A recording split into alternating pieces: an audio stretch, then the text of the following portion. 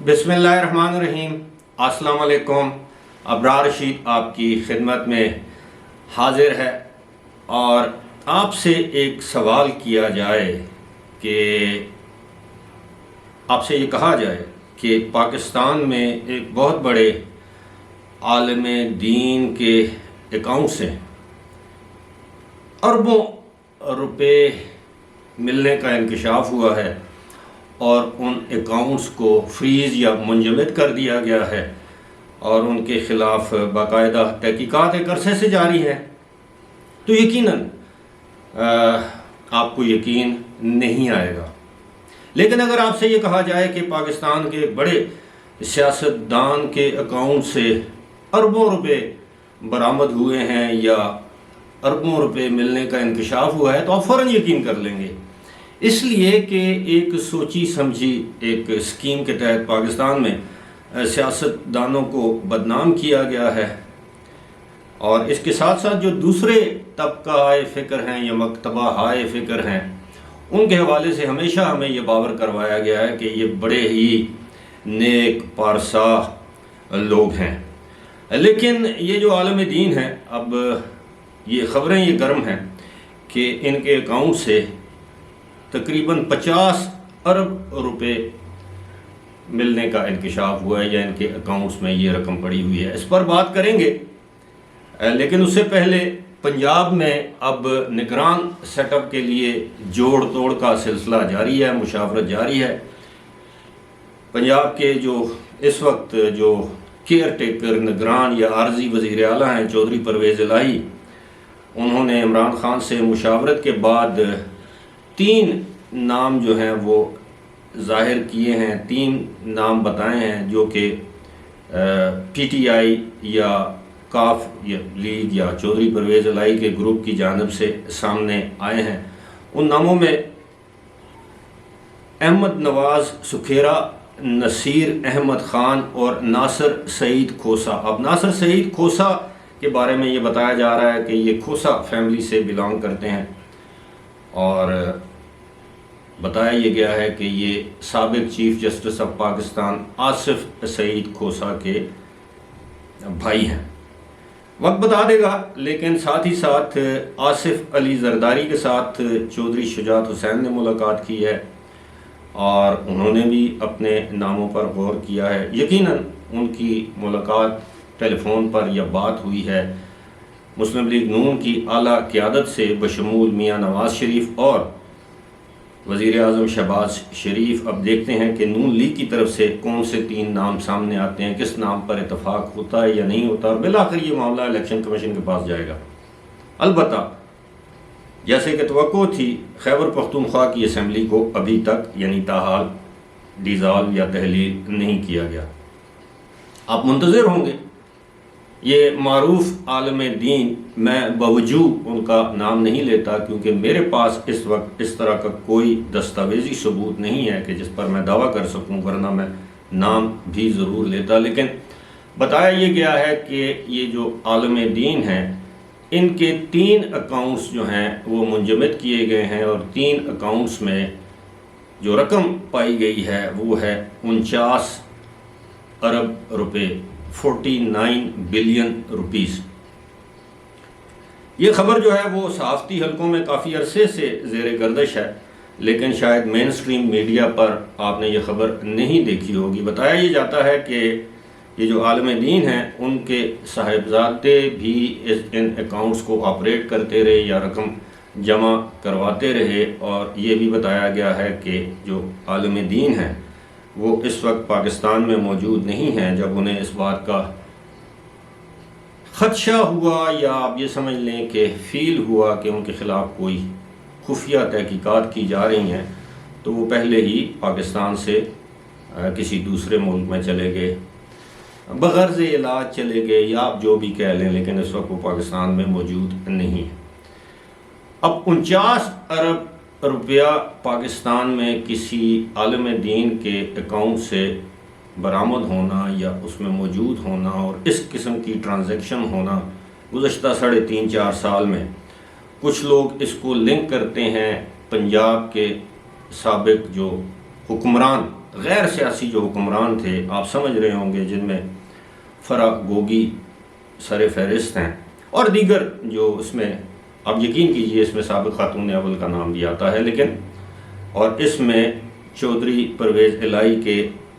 اہل خانہ کا نام بھی آتا ہے اور اس پر باقاعدہ تحقیقات ہو رہی ہیں، لیکن یہ جو 3 اکاؤنٹس ہیں ان کو منجمد کر دیا گیا ہے کہ غیر معمولی قسم کی اس میں ٹرانزیکشنز ہوئی ہیں۔ 49 ارب روپیہ اگر آپ اس کو ڈالرز میں کنورٹ کریں تو یہ تقریباً 21 کروڑ 58 لاکھ ڈالرز بنتے ہیں آج کا جو بینک کا جو سرکاری ریٹ ہے اس کے مطابق، اور اگر آپ جو بلیک مارکیٹ میں جو ریٹ ہے اس سے کریں تو پھر ظاہر ہے یہ رقم کہیں اور زیادہ بن جاتی ہے۔ بہرحال یہ صورتحال ہے کہ اس وقت 49 ارب ڈالر، سوال تو یہ پوچھنا چاہیے کہ کہاں سے آئے۔ اگر آپ یقین کیجئے کہ اگر یہ کسی سیاستدان کے اکاؤنٹ سے یہ پیسے برآمد ہوتے، اس کسی سیاستدان کے اکاؤنٹ سے ایف آئی اے یا ایف بی آر کے حکم پر منجمد کیے جاتے تو اس وقت یہ بڑے بڑے اخبارات کی بڑی بڑی شہ سرخیاں ہوتی ہیں، بڑے بڑے ٹیلی ویژن چینلز پر اس پر تبصرے ہوتے، لیکن باوجود ایسا نہیں ہے، اور ہم جانتے ہیں کہ ایسا کیوں نہیں ہے، کیونکہ جو عالم دین ہیں ان کے ہر سطح پر باقاعدہ بڑے مؤثر قسم کے تعلقات ہیں۔ آپ نے یہ بھی دیکھا ہوگا کہ گزشتہ 3-4 دنوں سے ایک اور ہستی ہیں جو پاکستان میں کافی دنوں سے ان کو پذیرائی حاصل ہو رہی ہے مین سٹریم میڈیا پر، دوسرے میڈیا پر، اور وہ موٹیویشنل سپیکر ہیں قاسم علی شاہ صاحب، اور وہ بھی اچانک سیاست میں آنے کا انہوں نے اعلان کیا ہے۔ کچھ لوگ یہ چاہتے ہیں، یہ سمجھتے ہیں کہ آئندہ نگران سیٹ اپ جو بھی ہو